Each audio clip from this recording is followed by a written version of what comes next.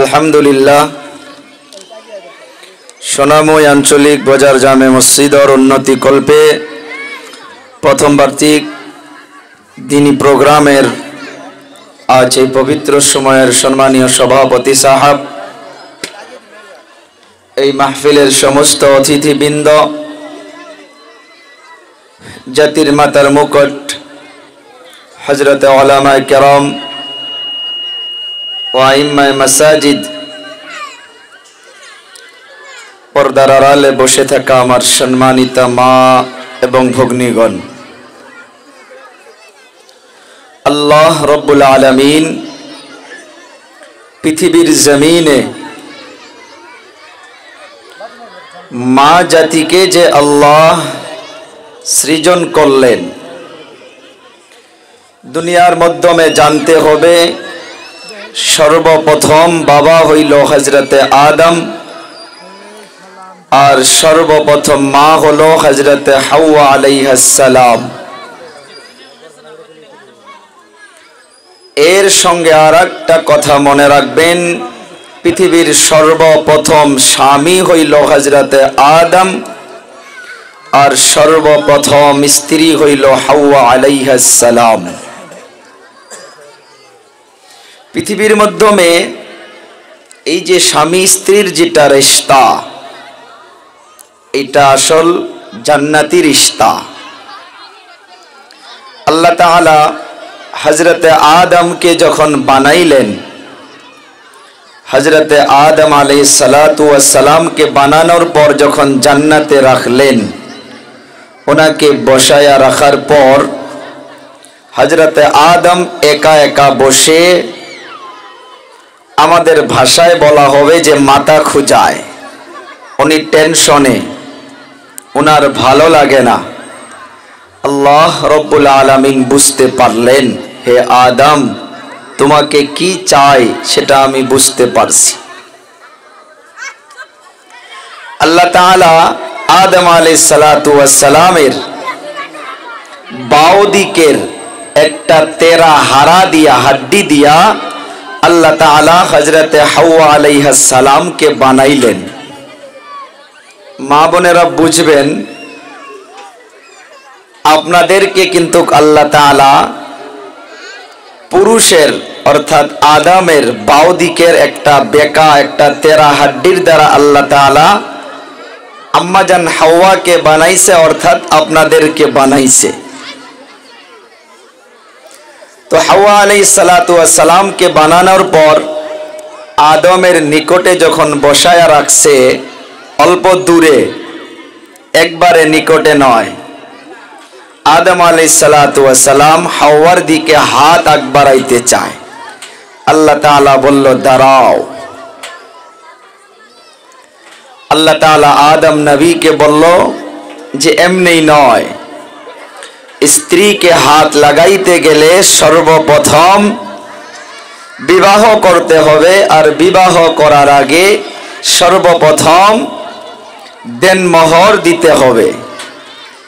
তাহলে দেনমোহরটা কোথায় থেকে শুরু হইল? আদম থেকে।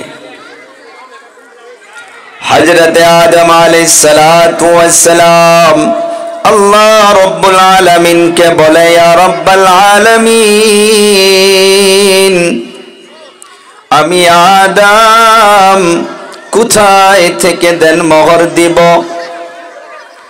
আমার কাছে টাকা নাই, পয়সা নাই, ধন দৌলত নাই, আমি আদম কি দিয়া দেনমোহর দিব? আল্লাহ তাআলা বলল, না রে আদম, না, এমনি হাওয়াকে তুমি হাত লাগাইতে পারবা না।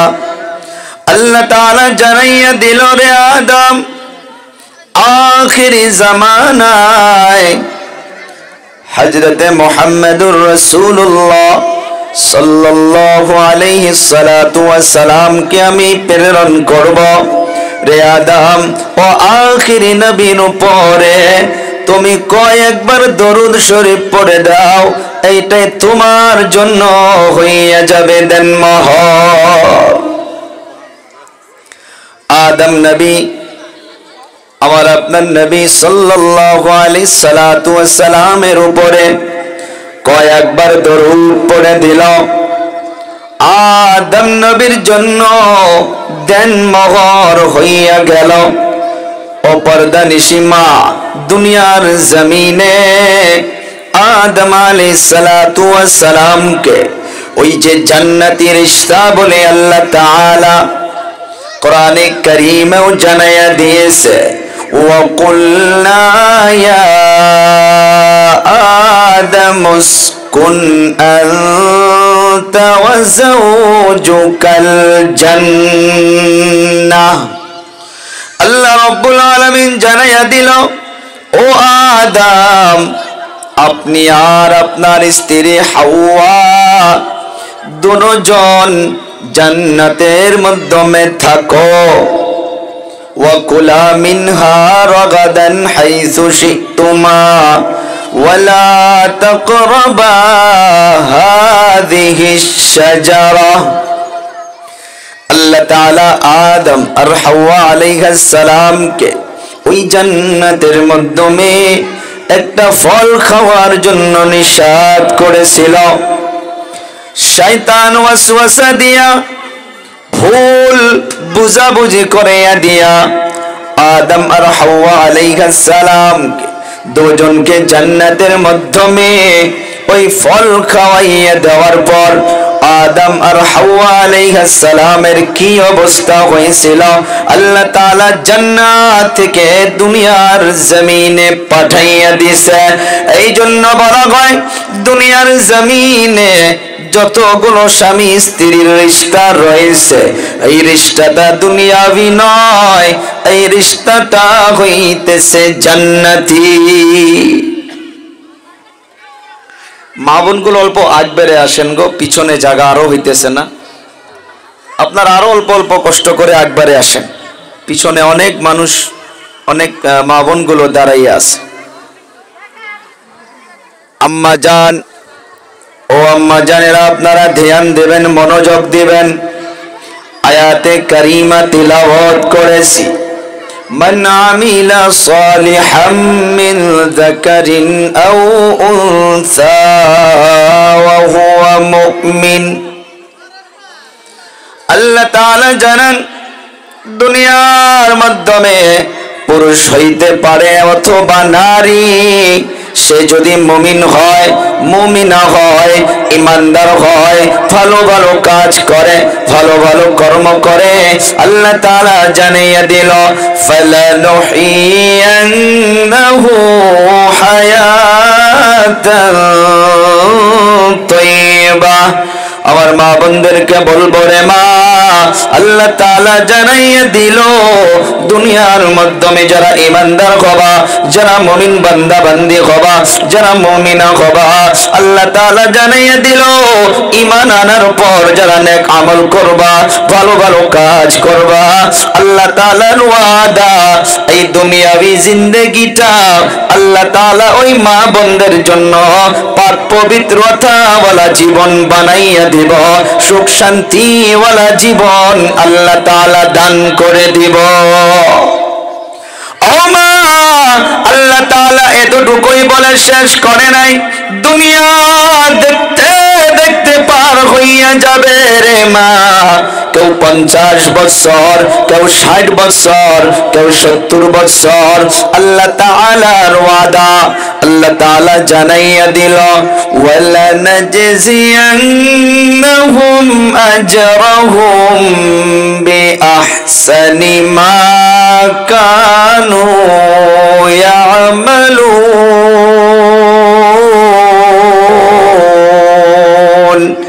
আল্লাহ তাআলার ওয়াদা, ও মা, দুনিয়া যেমন করে হোক পার হইয়া যাবে। আল্লাহ তাআলা বলতেছে, যারা দুনিয়ার মাধ্যমে থাকা অবস্থায় নেক আমল করে করে যাবা, ভালো ভালো আমল করে যাবা, আল্লাহ তাআলা বলতেছে কাল কিয়ামত যখন কায়েম হইয়া যাবে, ময়দানে হাশর যখন কায়েম হইয়া যাবে, আল্লাহ তাআলা বলতেছে, রে মা, দুনিয়ার মাধ্যমে নেক আমল করার জন্য আল্লাহ তাআলা ওই দিন একটা একটা করে আল্লাহ তাআলা এই দুনিয়াবি নেক আমলগুলোর জন্য আল্লাহ তাআলা বদলা দান করে দিবে। দুনিয়ার মাধ্যমে অনেক মা বোনগুলো বলে হুজুর শুধু পুরুষদের জন্য বয়ান করা হয়, পুরুষ অথবা নারী, পুরুষগুলো জলসায় গেলে কতটা নেকি পাবে আর মহিলাগুলো জলসায় গেলে কতটা নেকি পাবে। অনেক মা গুলো প্রশ্ন করে, ওরে মা কোন হাদিসের মাধ্যমে কমা বেশি নাই। আল্লাহ তাআলার ওয়াদা, আপনি পুরুষ হন অথবা নারী, পুরুষগুলো যদি 20টা নেকি পায়, আবার মা বোনগুলো যদি চলে আসে তারাও 20টা নেকি পাবে। আল্লাহ তাআলা নেকির মাধ্যমে কোনো কমি করবে না। আল্লাহ তাআলা সমান সমান ভাবে নেকি দান করে দিবে। ও মা, আপনাদেরকে বলি, দুনিয়ার জমিনের মা একটা সময় এমন ছিল, মা বোনদের ইজ্জত তো দূরের কথা, এই মা বোনদের দুনিয়ার জমিনে বেঁচে থাকায় অধিকার ছিল না।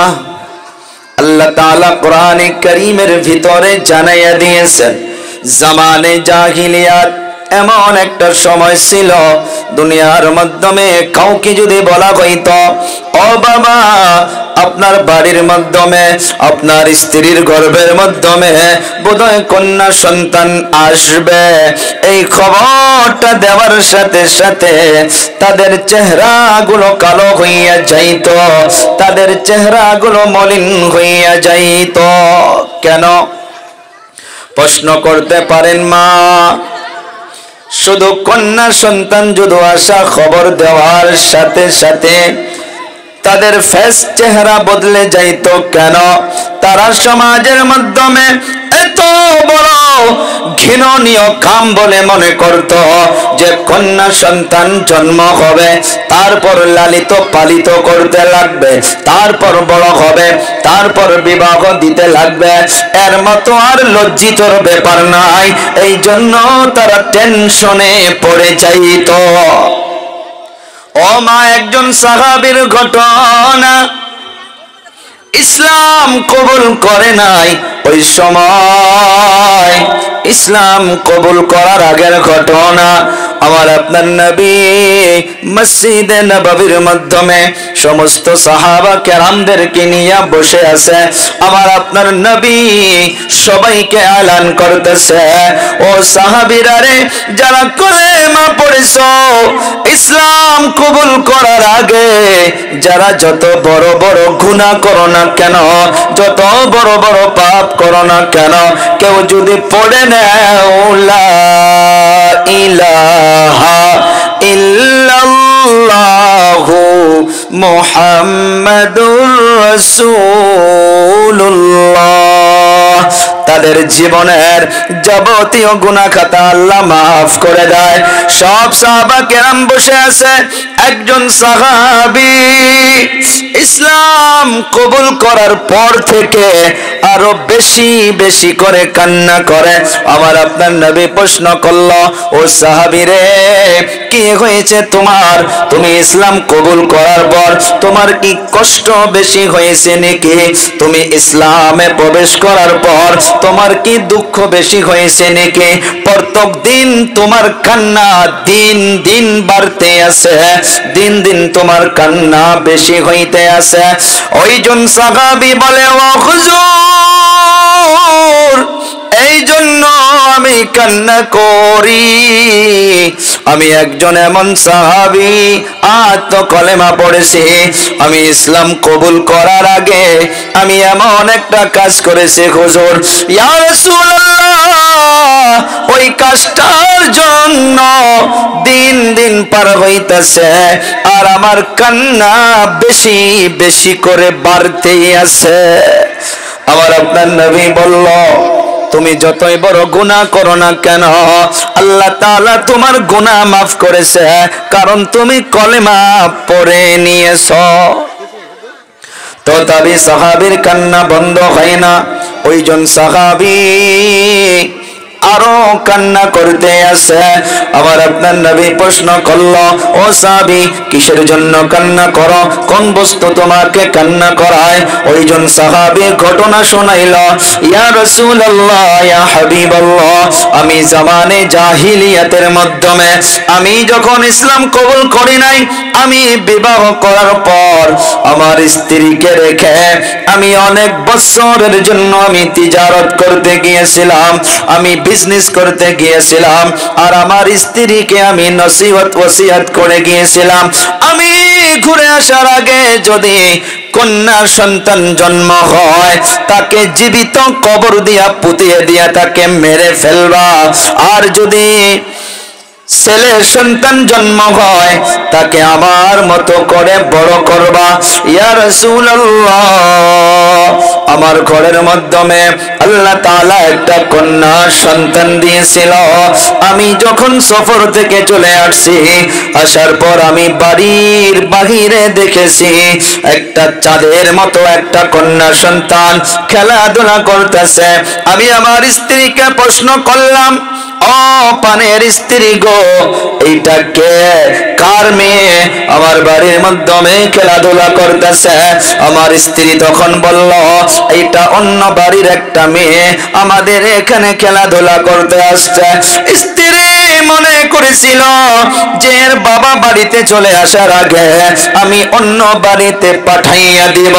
ও মা, পৃথিবীর মাধ্যমে কোনো মা এমন নাই, সন্তান অন্ধ হইতে পারে, সন্তান কানা হইতে পারে, সন্তান কান দিয়া না শুনতে পারে, সন্তান কালো হইতে পারে, যেমনই হোক না কেন সমস্ত মায়ের নজরে সব সন্তান হইতেছে নয়নের মণি। কোনো মা পারবে না সন্তানকে মেরে ফেলা তো দূরের কথা, সন্তানের অল্প কান্না মা গুলো বরদাস্ত করতে পারে না। বাবা যখন প্রশ্ন করলো এটা কে, বলে অন্য বাড়ির মেয়ে, কিন্তু ওই মেয়েটা তো ওখান থেকে যায় না, অল্প পরে আবার দেখে খেলাধুলা করতেছে। তখন ওই মেয়ের বাবা স্ত্রীকে বলে, কত সুন্দর চাঁদের মতো একটা মেয়ে, কার যে মেয়ে হইতে পারে? মা মনে করলো যে আমার স্বামীর বোধহয় মনটা বদলে গিয়েছে। মা তখন বলল, ও পানের স্বামী গো, এই চাঁদের মতো মেয়েটা অন্য কারণ নয়, এই মেয়েটা হইতেছে আপনার। জামানে জাহিলিয়াত এই ঘটনা আমার আপনার নবীকে বলতেছে, ইয়া রাসূলুল্লাহ, ইয়া হাবিবাল্লাহ। তারপর আমার অন্তরের মাধ্যমে গুসা উঠে গেল, আমি আর দেরি করি নাই, আমি আমার স্ত্রীকে বললাম, আমার মেয়েটাকে সাজন কাজন করিয়া দাও, আমার মেয়েটাকে আমি তার নানির বাড়িতে ঘুরতে নিয়ে যাব, অন্য জায়গায় ঘুরতে নিয়ে যাব। ও মা, আপন বাবা হাতের মাধ্যমে কাপড়ের নিচে একটা খন্তি হোক কোদাল হোক লুকাইয়া নিয়েছে, আর ওই কন্যা সন্তানটার হাত ধরে ধরে ধরে ধরে রওনা হইয়া গেল, জঙ্গল পাইয়া গেল। জঙ্গল যখন পার হইয়া গেল, একটা ময়দানের মাধ্যমে রৌদ্র দুপুর বেলা এত রোদ, ওই রোদের মাধ্যমে কন্যা সন্তানটাকে অল্প দূরে দাঁড় করাইয়া রেখে আপন বাবা হইয়া ওই জমিনের মাধ্যমে কুয়া খনন করতেছে, গোত্র খনন করতেছে। মেয়েটা বারবার বাবাকে বাবা বাবা বলে ডাকে, আর দাড়ির মাধ্যমে যে মাটি লেগে যায় ওই মাটিগুলো সাফাই করে দেয়, আর বলে, আব্বু জান, এই রৌদ্রের মাধ্যমে আপনি কেন এত কষ্ট করেন? বাবা বলে, ও মা, তুমি অল্প দূরে যাও, অল্প পরে দেখবা এখানে কি বাহির হইয়া যায়। আবার গোত্র খনন করা শুরু করলো। কিছু সময় পর আপন মেয়েকে বাবা হইয়া ডাকতেছে, ও মা, আয় আয় আয়, দেখ এখানে কি বাহির হয়েছে। আপন মেয়ে জলদি ওখানে চলে আসলো। আসার পর তখন ওই কুয়ার নিকটে দাঁড়াইয়া গেছে। আপন বাবা ধাক্কা মেরে আপন কন্যা সন্তানকে, নিজের মেয়েকে ওই কুয়ার মাধ্যমে ফালাইয়া দিছে। কন্যা সন্তান বাবা বাবা বলে ডাকে আর বলে, ও আব্বুজান, আমি বুঝতে পেরেছি আপনি আমাকে দুনিয়া থেকে বিদায় করে দিবেন। ও বাবা, একটা আবার সুযোগ দেন, আমি মৌত পর্যন্ত কখনো এই চেহারাটা আপনাকে দেখাবো না। বাবা বলে পরিচয় দিব না। ও বাবা, একবারের জন্য আমাকে ছেড়ে দাও। আল্লাহর নবীর নিকটে এই ঘটনা ওনার বাবা, ওই বাবাটা নিজেই শোনাইতেছে। যতই নবী শোনে ততই নবীর চক্ষু দিয়াও পানি বাহির হয়। ওইজন সাহাবী বলে, হুজুর, তারপরে আমার অন্তরে অল্প মহাব্বত হয় নাই, অল্প দরদ হয় নাই। যখন বাবা বাবা বলে ডাকতে আসে, আমি তারপর একটা পাথর হাতের মাধ্যমে নিয়েছি। ইয়া রাসূলুল্লাহ, পাথরটা নিয়া আমি ডাইরেক্ট আমার মেয়ের উপরে নিক্ষেপ করে দিয়েছি। রক্ত বাহির হওয়া দেখেছি। মেয়েটা আমাকে যে লাশবার একবার আব্বা বলে একটা চিৎকার মেরেছে। ইয়া রাসূলুল্লাহ, আমি ইসলাম কবুল করতে পারি।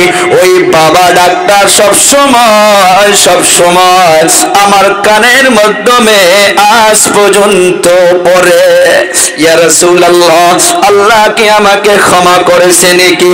আমার আপনার নবী চোখের পানি ছেড়ে দিয়া বলে, রে সাহাবী, জীবনে তো এমন ঘটনা শুনি নাই।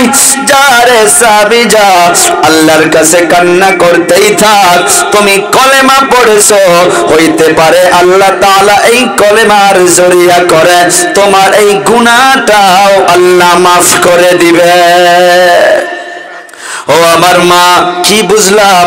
আল্লাহ তাআলা আয়াতের মাধ্যমে জানাইছেন তাদেরকে খুশখবরি দেওয়া হইতো।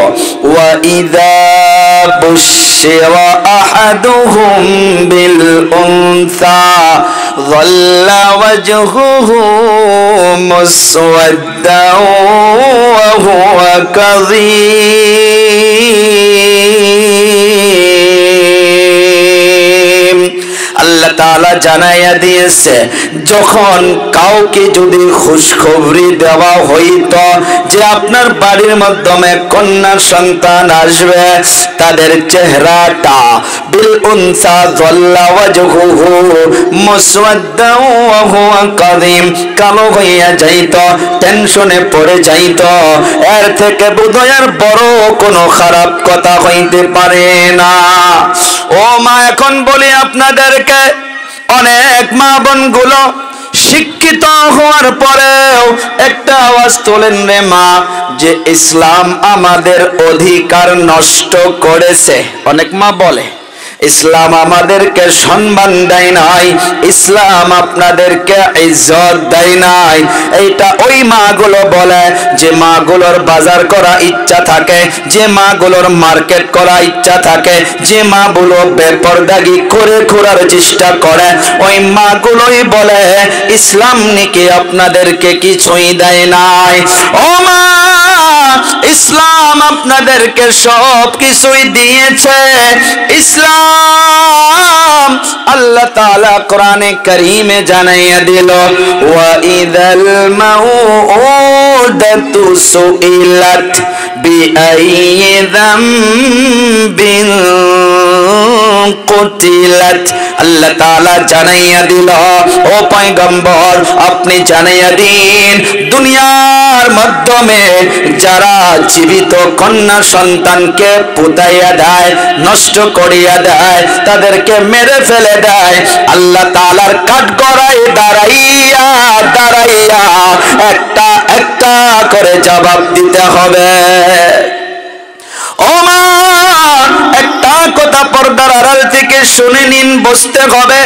ও হুজুর ওই সময় তো জিন্দা জীবিত কবর দিত, কিন্তু আজকের তারিখে অন্য পদ্ধতিতে সন্তানকে মেরে ফেলা হয়।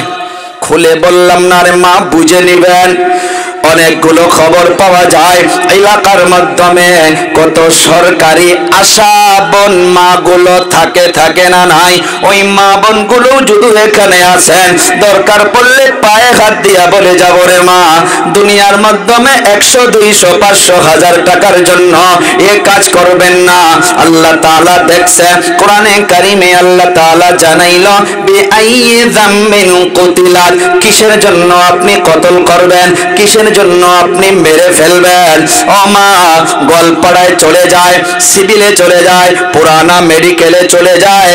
একদিন কিছু কারণে আমি ওই মেডিকেলে চলে গিয়েছিলাম, এমন কয়েকজন মাকে আমি দেখতে পেরেছি যে মাগুলো বোরকা পরিধান করে, যে মাগুলো পর্দা করে। আমার চেনা জানা আশা, উনি বলল হুজুর পর্দা নিশি নারীগুলো উনি কি কাজ করে। আল্লাহর জমিন ফেটে যাবে, জমিন ফেটে আপনাদের উপরে আযাব দেবে রে মা। খবরদার খবরদার। ওই সময় জামানে জাহিলিয়াতের মাধ্যমে জিন্দা দরগরু করে দিত মা। ওই সময় যখন বাচ্চা জন্ম হওয়ার সময় হইয়া যাইত, নিকটে একটা গোত্র করে রাখত আর দাইমা দাদিমা গুলোকে বসাইয়া রাখত। যখন কন্যা সন্তান জন্ম হইত রে মা, ডাইরেক্ট ওই বাচ্চাকে ধরে গোত্রের মাধ্যমে দিয়া সাথে সাথে ওই কন্যা সন্তানকে মেরে ফেলা হইত। আপনারা তো ইমানদার, মা আয়েশার মতো মা, মা খাদিজার মতো মা, মা আসিয়ার মতো মা, মা মারিয়ামের মতো মা। আপনারা এই সাইডের বক্সটা আওয়াজ আসে নাকি এটা? ও মা, এই যে দুনিয়ার জমিনে একটা কথা ভালো করে মনে রাখবেন, বিআইয়ি যামবিন কুতিলাত, এই শব্দটা ভালো করে খেয়াল করবেন, এই শব্দটা ভালো করে মনে রাখবেন। এমন করে যে মাগুলো, যে বাবাগুলো, দুনিয়ার মাধ্যমে অনেক মাদের ব্যাপারে এমন শোনা যায়, অনেকগুলো ডক্টরখানার মাধ্যমে মেডিকেলেও লেখা আছে যে বাচ্চা সোনোগ্রাফি আল্ট্রাসাউন্ড করে কি বাচ্চা বলে দিলে তার জন্য জরিমানা, ফাঁসি আছে না নাই? দুনিয়ার মাধ্যমে অনেকগুলো হাজবেন্ড এমন আছে 3-3টা করে মেয়ে জন্ম হওয়ার জন্য ওই স্ত্রীর উপরে জুলুম করে, আছে না নাই আমাদের মাধ্যমে? আছে আছে আছে। অনেকগুলো স্ত্রীদেরকে মা বাবার বাড়ির মাধ্যমেও পাঠাইয়া দেয় যে তুই কেমন নারী, তুই একটা নয়, দুটা নয়, 3-3টা করে কন্যা সন্তান জন্ম দিলি, যা তোকে আর আমি রাখবো না, আর যদি থাকস আমি অন্য বিবাহ করব। আছে না নাই? জুলুম করে না নাই? আমার আপনার নবী জানাইয়া দিল, শোনো দুনিয়ার মাধ্যমে সাহাবী মা বোনদের তো কোনো ইজ্জত ছিল না, সম্মান ছিল না। ইজ্জত দিল ইসলাম, ইজ্জত দিল আল্লাহ, ইজ্জত দিল কোরআন, ইজ্জত দিল নবী। ও মা, আপনাদের ইজ্জত এইটা নয় যে আপনারা পুরুষদের মতো রাস্তায় চলে যাবেন, পুরুষদের মতো ময়দানে চলে যাবেন, পুরুষদের মতো কারোবারে চলে যাবেন। না না রে মা, না। আপনারা হইলেন ঘরের রানী, আপনারা রানী হইয়া ঘরের মাধ্যমে থাকবেন। আর যে মা বোনগুলো রাস্তায় রাস্তায় ময়দানে বাহির হইয়া যায়, ও পুরুষের দল, আপনারাও মনে রাখবেন শরীয়ত তো এইটা বলে নাই যে মা বোনগুলো একবারও বাড়ির থেকে বাড়াইতে পারবে না। না, মা বোনদের মেডিসিনের দরকার, মা বোনদের কিছু অন্য জায়গায় যাওয়া দরকার, হাজবেন্ড থাকবে সঙ্গে, পর্দার সাথে মা বোনগুলো বাহির হবে। ও আমার মা, আমি ভালো করে জানি এই এলাকার মাধ্যমে প্রত্যেকটা মা আকসাদুলের কথা বলে, আকসাদুলের কথা বলে। ওরে মা, এত মোহাব্বত যদি করেন রে মা, এই মেসেজগুলো যে আমি ড্রপ করে যাচ্ছি, এই মেসেজগুলো যে আমি আপনাদের সম্মুখে তুলে ধরে যাচ্ছি, আমি অনুরোধ করে যাব রে মা, জীবনে যা হয়েছে হয়েছে রে মা, অন্তরটা আল্লাহর দিকে রুজু করে দাও।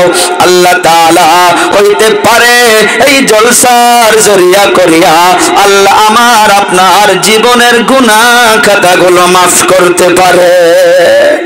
ওরে মা, নবী আমার জানিয়ে গেল যে শোনো, চারজন মহিলা আল্লাহর জান্নাতে 8টা দরজা দিয়া, যে দরজা দিয়া ইচ্ছা সে দরজা দিয়া চলে যাইতে পারে। নাম্বার 1 হইতেছে আসিয়া, আবার হইতেছে মা খাদিজাতুল কুবরা, আবার হইতেছে মা মারিয়াম, আবার হইতেছে ফাতিমাতুজ জোহরা রাদিয়াল্লাহু তাআলা আনহা। এই চারজন মহিলা আল্লাহর জান্নাতে 8টা দরজা দিয়া রে মা, যে দরজা দিয়া ইচ্ছা করবে সে দরজা দিয়ে চলে যাইতে পারে। আসিয়া হইতেছে ফিরাউনের স্ত্রী। কেমন ঈমান ছিলেন, তারাও তো মহিলা ছিলেন। একদিন ফিরাউনের সম্মুখে বসে আছে আসিয়া আম্মা জান, ঠোঁট লড়াইয়া লড়াইয়া কি যেন মনে মনে বলে। ফিরাউন তো নিজেকে বড় রব বলে দাবি করত, আনা রব্বুকুমুল আলা। আল্লাহ ক্ষমতা দেখাইয়া দিছে না নাই? পানির মাধ্যমে ডুবে মারছে না নাই? আজকের তারিখ পর্যন্ত ফিরাউনকে মিশর মিউজিয়ামের মাধ্যমে নিশানি করে রাখছে। কোরআন বলতেছে রে ফিরাউন, আনেওয়ালা নসলের জন্য তোকে আমি নমুনা বানাইয়া রাখবো। অন্য লাশের মাধ্যমে মেডিসিন দিতে হয়, কেমিক্যাল দিতে হয়, ফিরাউনের লাশের মাধ্যমে আজ পর্যন্ত 1 ফোঁটা লিকুইড বা মেডিসিনও ব্যবহার করা হয় নাই। কেন করা হয় নাই? আল্লাহ তাআলার ওয়াদা যে কিয়ামত পর্যন্ত মানুষ আসবে আর তোমাকে দেখবে, আর মানুষ সবক নিবে যে নিজেকে বড় আল্লাহ বলে দাবি করত, তার আজ এই অবস্থা কেমন করে হইতে পারে? ওই ফিরাউনের সম্মুখে বিবি আসিয়া ঠোঁটটা লড়াই। ফিরাউন প্রশ্ন করে, ও আসিয়া তুমি ঠোঁট লড়াইয়া লড়াইয়া কি বলো? বলে আপনার যিনি রব, আমার যিনি রব, ওই রবেরই জিকির করি। ফিরাউনের মাথা গরম, আমি তো বড় রব, আবার কে রব? আসিয়া বলে না, আপনাকে যে সৃজন করেছে, আমাকে যে সৃজন করেছে, অর্থাৎ কুল কায়নাত সবকিছুর মালিক যিনি, তিনি হইতেছেন আল্লাহ। আমি আসিয়া ওই রবেরই জিকির মনে মনে জুবান লড়াইয়া লড়াইয়া করতেছি। ফিরাউন বলে সময় আছে ছেড়ে দে। বিবি আসিয়া বলে না না, জান লাগে জান দিব, মাল লাগে মাল দিব, তথাপি ওই রবের জিকির আমি ছাড়তে পারবো না। ও আম্মা জান, লম্বা ইতিহাস আমি আপনি শুনেছি বিবি আসিয়ার উপরে কত অত্যাচার করা হয়েছে। বিবি আসিয়াকে ফাঁসি দেওয়া হবে, বিবি আসিয়ার বিষয় লিখেছে, তখতার মাধ্যমে দাঁড় করাইয়া দিছে, হাতের মাধ্যমে পেরাক মারা হয়, রক্ত ওই হাত থেকে ছিটকে ছিটকে রক্ত বাহিরে বাহির হয়। ফিরাউনের স্ত্রী বিবি আসিয়া আম্মা জান এই দুনিয়ার মৌত সম্মুখে আসার পর জাল্লাত মারার জন্য প্রস্তুত হইয়া গেছে, হাতের মাধ্যমে পেরাক মারা হইতেছে। বিবি আসিয়ার জুবান থেকে মুস্কি মুস্কি হাসি বাহির হইতেছে। মানুষ অবাক হইয়া গেল, ফিরাউন অবাক হইয়া গেল যে মৌতের সময় এত কষ্ট দেওয়া হইতেছে, হাতের মাধ্যমে পেরাক মারা হইতেছে, রক্ত ফিঙ্গারের মতো ছিটকে ছিটকে রক্ত বাহির হইতেছে, তারপরেও বিবি আসিয়া জুবান দিয়া ঠোঁট লড়াইয়া লড়াইয়া হাসাহাসি করতেছে। প্রশ্ন করা হইছে, ও আসিয়া কেন তুমি এই মৌতের সময় হাসাহাসি করো? তুমি কি পাগল হইয়া গেছো নাকি? আম্মা জান বিবি আসিয়া বলে, রে ফিরাউন, দুনিয়ার মত কিছুই না, আমি ডাইরেক্ট জান্নাতে আমার জায়গা দেখতেছি। আল্লাহ তাআলা জান্নাতের মাধ্যমে রাখছে, আমার জন্য বিছনা বানাইয়া রাখছে, আমার জন্য ওখানে রুম তৈয়ার করিয়া রাখছে। আমি এখান থেকে চক্ষু বন্ধ হওয়ার সাথে সাথে আমি আল্লাহর জান্নাতে ডাইরেক্ট চলে যাব। ওরে আম্মা জান, তারাও তো আপনাদের মতো মা ছিল। দুনিয়ার মাধ্যমে যতগুলো চোর লুচ্চা ডাকু দেখা যায় সবগুলোই মাদের পেট থেকে দুনিয়ার মাধ্যমে আসে। আর যত বড় বড় হাফিজে কোরআন, আলিমে দ্বীন, দ্বীনের দায়, যতগুলো বড় বড় আল্লাহর ওলি দেখা যায় ওই তারাও কিন্তু মায়ের পেট থেকে দুনিয়ার মাধ্যমে আসছে। ও মা, আপনাদের এই পেটটা হইতেছে একটা হীরার একটা টুকরা। আবার যদি বলেন এইটা হীরার খনি, সোনার খনি, আবার আর একদিকে এইটা কয়লার খনি হইতে পারে। ও মা, পৃথিবীর জমিনে অনেক বড় বড় ঘটনা পাওয়া যায়। মায়ের পেটে থাকা অবস্থায় সন্তান হাফিজে কোরআন হইছে না নাই? 10 পারা, 20 পারা, 15 পারা পর্যন্ত মায়ের গর্ভে থাকা অবস্থায় সন্তান কোরআনের তালিম শিখে দুনিয়ার মাধ্যমে আসছে। তারা কেমন মা? তারা ওই মা যে মাগুলো বাচ্চাকে পেটের মাধ্যমে নিয়ে সিরিয়াল দেখে না। আজকের তারিখে মাদের ঘটনা শোনা যায়। স্বামীকে বলে, কে গো, আমার তো একা একা ভালো লাগবে না, আপনি দোকানে চলে যাবেন, আমার পেটের মাধ্যমে সন্তান আসছে, ভালো লাগে না, একটা টিভির ব্যবস্থা করে দেন, নেত গজবের মোবাইলের ব্যবস্থা করে দেন, 2 GB per day, 3 GB per day করে MB ভরাইয়া দেন, আমি 4টা করে 2 মুঠা করে ভাত খাবো, আর পালেঙ্গের মাধ্যমে মোবাইল দিয়া দিয়া আমি সিরিয়াল দেখবো। এমন মা পাওয়া যায় না নাই? ও মা, কষ্ট মনে করবেন না, আপনার সন্তান পেটের মাধ্যমে রয়েছে রে মা। আপনার জবানে জিকির আসবে, আপনার জবানে কালেমা আসবে, আপনার জবানে কোরআন আসবে। এই কোরআনের আসর ওই বাচ্চার উপরে পড়বে, এই জিকিরের আসর ওই বাচ্চার উপরে পড়বে। আপনি নামাজে সেজদায় চলে যাবেন, ওই বাচ্চার উপরে আসর আসবে। আপনি ভালো মন্দ খাবেন, ওই বাচ্চার উপরে আসর আসবে। ও মা, যেমন করে কোরআন পড়লে আসর আসতে পারে, নামাজ পড়লে আসর আসতে পারে, যেমন করে তাসবিহ করলে আসর আসতে পারে, তেমন করে যখন রে মা আপনি মিউজিক শুনবেন, আপনি কানের মাধ্যমে হেডফোন লাগাইয়া গান শুনবেন, এইগুলো মুসিবত ওই বাচ্চার উপরে ওই আসর গুলো নিশ্চয় পড়বে। ও মা, এগুলো বস্তু আমি অনুরোধ করে যাই রে মা, আপনাদের জন্য জান্নাতের সার্টিফিকেট নবী আমার দিয়েছে, নবী আমার দিয়েছে। নবী আমার বলে 4 জন মহিলা আল্লাহ তাআলার জান্নাতে এই 8টা রাস্তা দিয়া যেখান থেকে যাবে ইচ্ছা করতে যাইতে পারবে। বিবি আসিয়াকে এত অত্যাচার করা হয়েছে, জুবান থেকে কলেমা ছাড়ে নাই।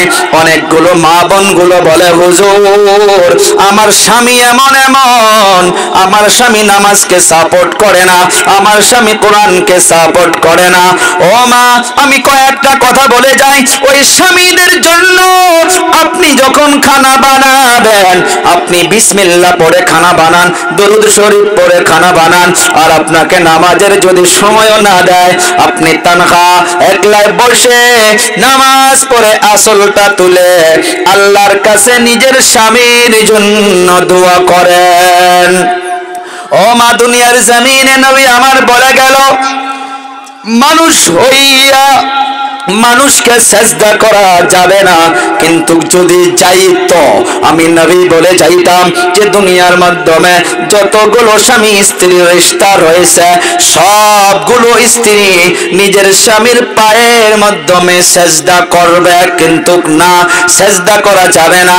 এর দ্বারা মুহাদ্দিসিনে কেরাম নুকতা লিখেছে, সেজদা করা যাবে না, কিন্তু এই সেজদার কথা নবী আমার বলে সারা পৃথিবীর মহিলাদেরকে এটা মেসেজ দিয়া গেল, তোমার নজরে তোমার স্বামীর মর্যাদা কি হইতে পারে। ও মা, 2 নম্বর বলেছিলাম মা খাদিজাতুল কুবরা রাদিয়াল্লাহু তাআলা আনহা। মা খাদিজা দুনিয়া থেকে চলে যাওয়ার পর আমার আপনার নবী মধ্যে একা একা বসে বসে চোখের পানি ছেড়ে দিয়ে কান্না করত, আর চোখের পানি মুছে মুছে বসে থাকত। মা আয়েশা জিজ্ঞেস করে, ও পানের স্বামী গো, কি হয়েছে? আপনি কেন মাঝে মাঝে অনেক কান্না করেন? আমার আপনার নবী বলে, রে আয়েশা, আমার মাঝে মাঝে ওই খাদিজার কথা মনে পড়ে যায়।